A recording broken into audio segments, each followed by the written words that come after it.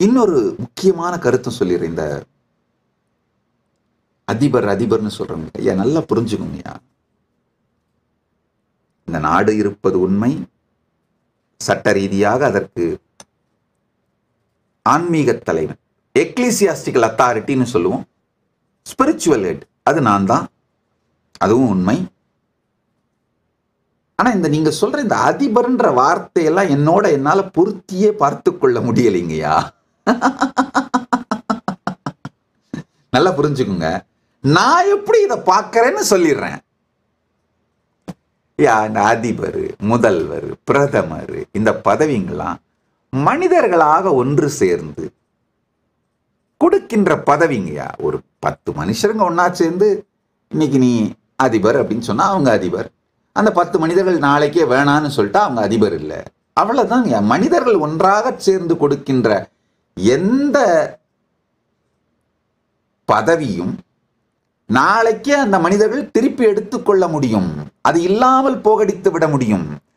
மனிதர்களால் வருகின்ற எந்த பதவியும் எனக்கு பெருமையாக நான் நினைக்கவில்லை. அதை நான் செரிஷ் பண்ணல. அதை நான் என்னுடைய பலமாகவோ என்னுடைய ஐடென்டிட்டியாவோ நான் கருதவே இல்லைங்கய்யா. பரமசிவ பரம்பொருள் எனக்கு அருளி இருக்கும் பரமாத்வைத பதவி, பரமசிவத்துவ பதம், அந்த பதவியைத்தான் நான் என்னுடைய ஐடென்டிட்டியாக, என்னுடைய உயிராக, என்னுடைய உயிர்ப்பாக, நானாக, என் பெருமையாக கருதுகின்றேன். அதை தான் நான் செலிப்ரேட் பண்றேங்க. அதை தான் நான் என்ஜாய் பண்றேன். அதை தான் நான் செரிஷ் பண்றேன். அதை தான் நான் செலிப்ரேட் பண்றேன். நல்லா புரிஞ்சுக்கோங்க. நீங்க உங்களை பத்தி எதை செலிப்ரேட் பண்றீங்களோ, செரிஷ் பண்றீங்களோ, அதை தான் நீங்க உண்மைன்னு உணர்வீங்க. நான் இதை தான் செரிஷ் பண்றேன், நான் அதை தான் செலிப்ரேட் பண்றேன், நான் அதை தான் என்ஜாய் பண்றேன்.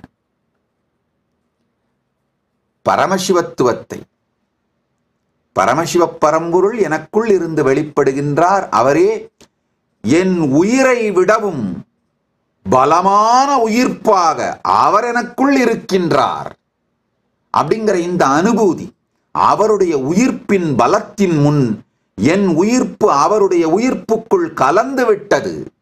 இந்த பதவி, இந்த பலம், இந்த பரமசிவத்துவ பலம், பரமசிவத்துவ பதவி, இந்த பதவியைத்தான் நான் என்னுடையது, நான் என்று நான் தெளிவாக இருக்கின்றேன்.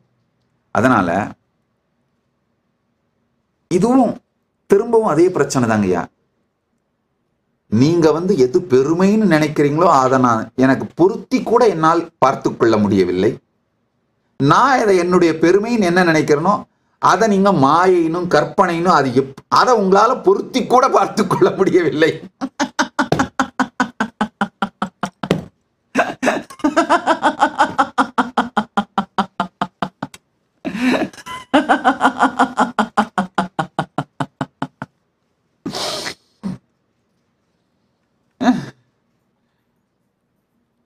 அதனால நான் முதலியே சொன்ன மாதிரி என்னுடைய தேசத்தை கற்பனை தேசம்னு நீங்க நினைக்கிறீங்க, உங்க உலகத்தையே மாய உலகம்னு நான் நினைக்கிறேன். அதாவது அதிபர், இந்த டைட்டில்ஸ் எல்லாம் பெருமைன்னு நீங்க நினைக்கிறீங்கயா.